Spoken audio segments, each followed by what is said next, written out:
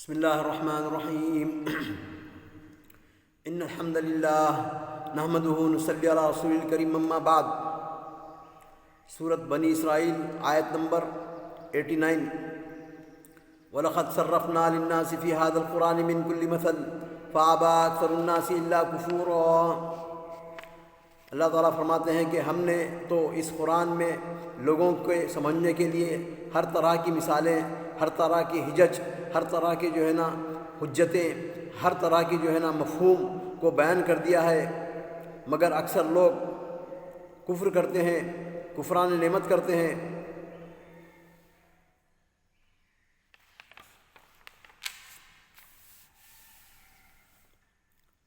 وَقَالُوا لَن نُّؤْمِنَ لَكَ حَتَّىٰ تَفْجُرَ لَنَا مِنَ الْأَرْضِ يَنبُوعًا أَوْ تَكُونَ لَكَ جَنَّةٌ مِّن نَّخِيلٍ وَعِنَبٍ فَتُفَجِّرَ الْأَنْهَارَ خِلَالَهَا تَفْجِيرًا۔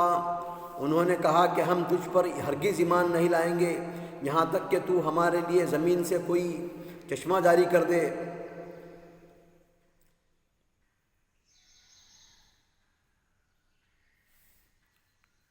یعنی ایمان لانے کے لیے قریش مکہ نے یہ مطالبات پیش کیے ہیں۔ او تسقط السماء كما زعمت علينا كسفا او تأتي بالله والملائكة قبيلا او تسقط السماء كما زعمت علينا۔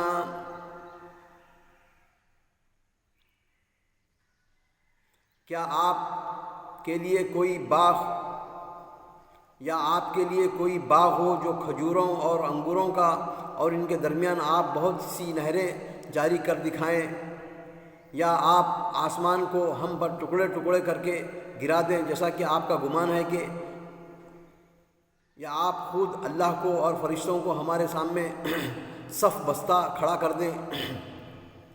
یعنی ایسی ایسی چیزیں فوق الفطرت چیزیں پوچھتے تھے وہ، جیسا کہ بعض مرتبہ پوچھے کہ آسمان کے چاند کے 2 ٹکڑے کر دو، بعض مرتبہ پوچھے کہ آسمان کو ٹکڑے ٹکڑے کر کے ہم پہ گرا دو۔ واقعی تم عذاب کی وہ بتاتے ہو، شرک سے بچنے کے لیے تم اللہ کا عذاب سے ڈراتے ہو، تو لاؤ عذاب، یعنی تو اللہ تعالیٰ کو اور خود فرشتوں کو ہمارے سامنے کھڑا کر دو، لائن اپ کراؤ۔ تو اس قسم کے مطالبات تھے مشرکین مکہ کے، جیسا کہ یہود اور نصارہ اور بنی اسرائیل والے موسیٰ علیہ السلام سے، عیسیٰ علیہ السلام سے ایسے ایسے چیزیں پوچھنے کے بعد جب اللہ تعالیٰ جب ان کو وہ چیزیں، ان کے مطالبات کو جب بجا لایا، اس کے بعد بھی انکار کرے، تو یہاں پر ان کے مطالبات کو اللہ تعالیٰ من عن جیسا وہ کہہ رہے ہیں کن کے ساتھ ہی کر دے سکتا ہے، لیکن اگر اس کے بعد اگر وہ جہد اور انکار کریں گے تو اللہ تعالیٰ اپنے جلال اور اپنے قہر سے ان کو تباہ کر دے گا۔ اس لیے اللہ تعالیٰ تو بہت ہی کم ان کے مطالبات کو پورا کرتا تھا۔ تو مشرکین مکہ کے اندر بھی یہی صفت تھی، وہ کہتے تھے کہ یا تو آسمان کو توڑ پر ہمارے پاس لاؤ، یعنی تو اللہ تعالیٰ کو خود ہمارے سامنے پیش کرو۔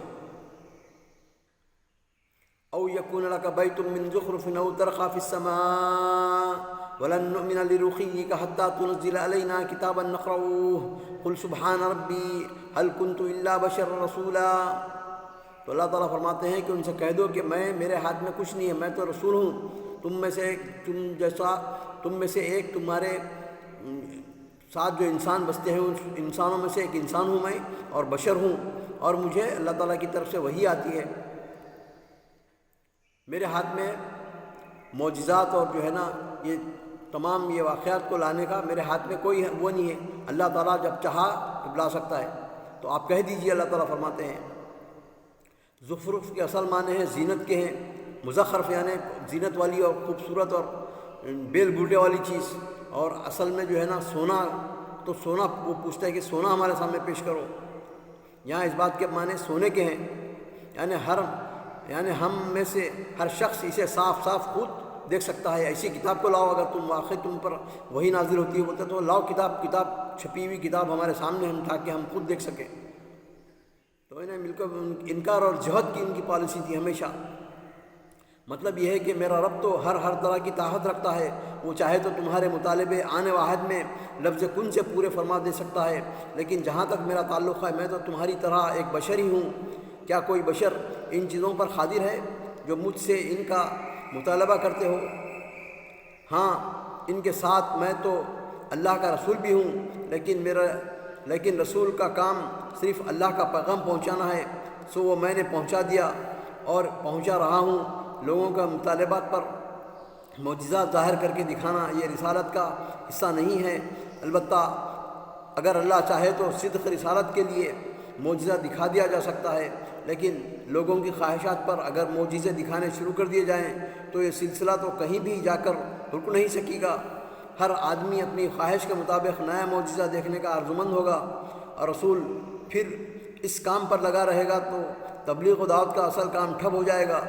اس لیے معجزات کا صدور صرف اللہ کی مشیت ہی سے ہوتا ہے، اور اس کی مشیت آنے اس حکمت و مصلحت کے مطابق ہوتی ہے جس کا علم اس کے سوا کسی کو نہیں ہے۔ میں بھی اس کی مشیت میں دخل اندازی کر ہی نہیں سکتا۔ قل لو كان في الأرض ملائكة يمشون مطمئنين لنزلنا عليهم من السماء ملكا رسولا۔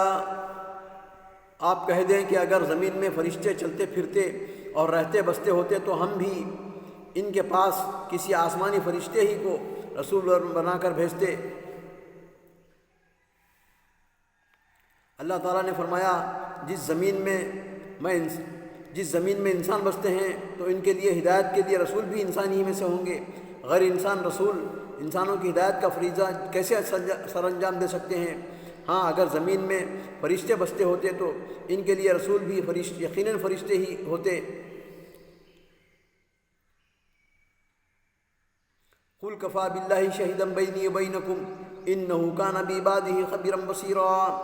یعنی میرے ذمے جو تبلیغ و دعوت تھی وہ میں نے پہنچا دی، اس بارے میں میرے اور تمہارے درمیان اللہ کا گواہ ہونا کافی ہے، کیونکہ ہر چیز کا فیصلہ اسی کو کرنا ہے۔ ومن يهد الله فهو المهتدي ومن يضلل فلن تجد لهم أولياء من دونه ونحشرهم يوم القيامة على وجوههم عميا وبكما وصما مأواهم جهنم كلما خبت زدناهم سعيرا۔ اللہ تعالیٰ فرماتے ہیں، ومن يهد الله فهو المهتدي، جس کو اللہ تعالیٰ نے ہدایت دے دیا وہ ہدایت پائے گا۔ ومن يضلل، اور جس کو اللہ تعالیٰ گمراہ کرنا چاہے گا، فلن تجد له أولياء من دونه، پس وہ کوئی حامی و مددگار نہیں پائے گا اس کے علاوہ۔ وَنَحْشُرُهُمْ، اور ہم ان کا حشر کریں گے اور ہم ان کو اٹھائیں گے قیامت کے دن۔ وَنَحْشُرُهُمْ يَوْمَ الْقِيَامَةِ عَلَى وُجُوهِهِمْ، اپنے چہروں کے بل، جیسا کہ اللہ تعالیٰ پیروں سے چلا رہا ہے، پیروں پر چلانے کا قادر ہے، تو اللہ تعالیٰ منہ سے بھی ان کو چلا سکتا ہے۔ اس کے لیے صرف کن کا حکم ہونا کافی ہے، کن ہو جائے گا وہ۔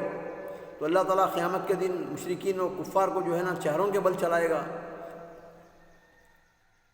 امیوں و بکموں و سما، اندھے، گونگے اور بہرے اٹھائے گا ان کو، کیونکہ وہ لوگ جہد، انکار، تکبر، استکبار اور تولا کرتے تھے، یعنی کسی چیز کا انکار کرنا اور پیروں پلے پلٹ جانا، اور جو ہے نا انکار کرنے کے معنوں میں آتا ہے۔ تو ہم ان کے ان تمام صفات کی وجہ سے ہم ان کو اندھا، بہرا اور گونگا اٹھائیں گے۔ مأواہم جہنم، اور ان کا ٹھکانہ ہمیشہ ہمیشہ جہنم رہے گا۔ کلما خبت زدناہم سعیرا، جب کبھی بھی جہنم جو ہے نا بجھے گی وہ، ہم اس کو پھر بھڑکائیں گے تاکہ ان کو روز روز عذاب ملتا رہے۔ اللہ تعالیٰ سے دعا ہے کہ ہم کو قرآن پڑھنے کی، سمجھنے کی، عمل کرنے کی اور صحیح دعوت تبلیغ کرنے کی توفیق عطا فرما۔ وآخر دعوانا الحمدللہ رب العالمین۔